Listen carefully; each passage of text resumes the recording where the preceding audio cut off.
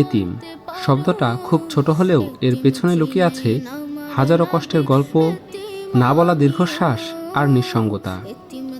বিশেষ করে সেই শিশুরা যারা খুব ছোট্ট বয়সেই হারিয়েছে মা বাবার স্নেহ, হারিয়েছে পরিবারের উষ্ণতা। আজ আবাবিল ফাউন্ডেশন থেকে আমরা এসেছি রাজবাড়ির একটি এতিমখানায়। সেখানে গিয়ে তাদের সাথে সময় কাটানোর চেষ্টা করি, তাদের সাথে কথা বলি, তাদের গল্প শুনি। বাবা নেই, মারা গেছে কতদিন আগে? হ্যাঁ, থাকতে নাই কেমন? ও, তোমার বাবাও মারা গেছে নাকি? বাবা ছিল, বাবা মারা গেছে আর মা থাকতেও নাই, তাই তো? মা থাকতো না। আচ্ছা আচ্ছা। এখানে আসছে কতদিন? 2 বছর। এখানে থেকে কি খুব মানে খারাপ লাগে বাবা মা ছাড়া? এই যে খাবার দাবার কেমন দেয়? ভালোই। হ্যাঁ, ধরো 3 বেলায় কিভাবে কি কি খাবার পাও নর্মালি 7 দিনে? সকালবেলা দেয় ওই যে ভাজি, আলু ভর্তা, ডাল, আর দুপুরবেলায় দেয় মাংস। আচ্ছা, আর রাতে? রাতেও দেয়। রাতেও তাই। 3 ভাই হলো কে কে? তুমি আর তুমি না? ও আচ্ছা আচ্ছা। ছোট হুজুরের বাসা কোন জায়গায়? বানিব। তোমার বাবা মারা গেছে কতদিন আগে? হ্যাঁ, মেলা দিন হয়ে গেছে। তুমি এখানে আসছো কতদিন? 1 বছর। 1 বছর।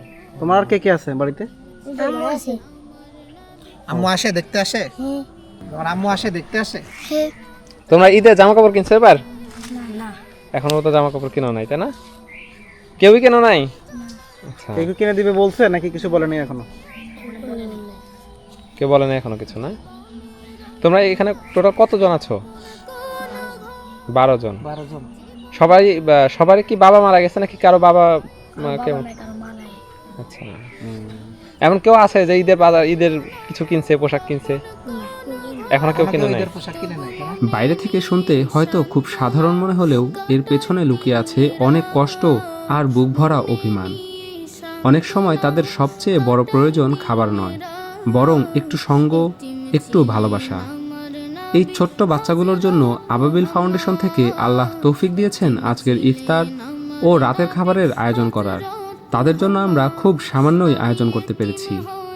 আসলে সত্যি বলতে আমাদের সবারই উচিত তাদের জন্য আরও অনেক কিছু করা, কিন্তু আমরা অনেক সময়ই সেই দায়িত্বটা বুঝেও বুঝতে চাই না। আমাদের মনে রাখা উচিত, আমাদের প্রিয় নবী সাল্লাল্লাহু আলাইহি ওয়াসাল্লাম বলেছেন, যে ব্যক্তি আল্লাহর সন্তুষ্টির জন্য এতিম শিশুর মাথায় হাত বুলাবে, তার হাতের নিচে যত চুল থাকবে প্রতিটির জন্য সে সওয়াব পাবে। আজকের এই ছোট্ট আয়োজনের পেছনে আপনাদের অনেকের আন্তরিক সহযোগিতা ছিল। আল্লাহ যেন আপনাদের প্রত্যেককে উত্তম প্রতিদান দান করেন, আমাদের এই ছোট্ট প্রচেষ্টাকে কবুল করেন এবং এই এতিম শিশুদের জন্য আমাদের অন্তরগুলোকে আরও প্রশস্ত করে দেন। আমিন।